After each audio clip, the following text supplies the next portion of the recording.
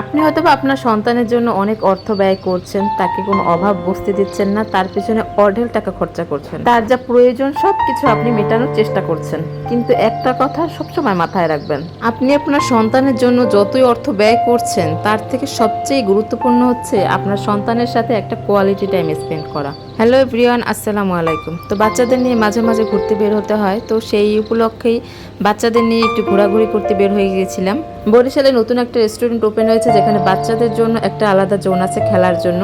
এখানে রেস্টুরেন্ট সাথে বাচ্চাদের খেলার একটা জায়গাও আছে। তো এখানে আমি অনেকদিন ধরেই যাবো ভাবছিলাম, তা যাওয়া হয়নি।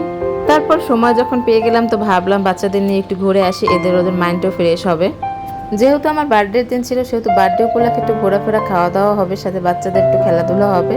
তো এক ঢিলে দুই পাখি মারার মতো আমরা চলে গিয়েছিলাম হ্যাপি কিডো প্লেজন অ্যান্ড রেস্টুরেন্টে।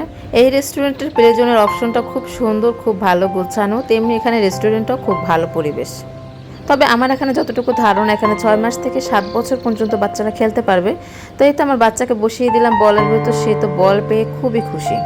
আসলে বাচ্চাদের আনন্দেই বাবা মা খুশি হয়, বাচ্চাদের খুশিতেই বাবা মা খুশি। এই যে যত ভালো জীবন নির্বাহনের পিছনে ছোটা, যত অর্থ টাকা পয়সা ইনকামের পিছনে ছোটা, সবটাই বাচ্চাদের জন্যই। আমি মনে করি সন্তানদের ভালো থাকা, খুশি থাকার জন্যই হয়তো এত কিছু করা। তবে অর্থের যেমন প্রয়োজন আছে, তেমনি সন্তানদের সাথে কোয়ালিটি টাইম স্পেন্ড করারও অনেক দরকার আছে। তাই আমি মনে করি আপনার সন্তানকে সময় দিন, তাকে কোয়ালিটি টাইম স্পেন্ড করার সুযোগ দিন, যাতে বাবা মায়ের সাথে তার সম্পর্কটা আরও সুন্দর হয়।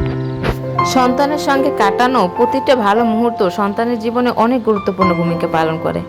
বাবা মা সন্তানের উপর যত মনোযোগ দিবে, সেই সন্তানও তত বেশি বুদ্ধিমান, বন্ধুসুলভ এবং ভালো মনের মানুষ হবে। সব সময় চেষ্টা করবেন মোবাইলে অযথা সময় না দিয়ে সন্তানের সাথে ভালো একটা সময় স্পেন্ড করার জন্য। যাই হোক, আমার বাচ্চারা কিন্তু একটার পর একটা খেলনা চেঞ্জ করতেই ছিল।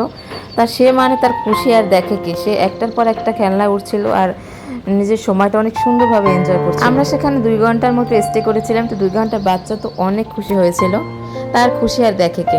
বরিশালে আসলে এমন একটা রেস্টুরেন্ট কাম প্লেজনের অনেক বেশি দরকার ছিল, কারণ আমি মনে করি আমার পার্সোনাল মতামত থেকে যে বরিশালে তেমন বাচ্চাদের বিনোদন কেন্দ্র তেমন একটা নেই। তো সেজন্য বাচ্চাদের জন্য ভালো ভালো প্লেজন আরও বেশি হওয়া উচিত। দেখুন আমার বাচ্চার অবস্থা, সে একটার পর একটা খেলনার উপর ঠিকই উঠছে। সে আসলে খুবই দুরন্ত একটা বাচ্চা। তো দুরন্ত বাচ্চাদের ঠান্ডা করার জন্য খুব ভালো একটা অপশন হচ্ছে এই প্লেজনটা। আর এখানে স্টাফরা খুবই আন্তরিক, খুবই ভালো।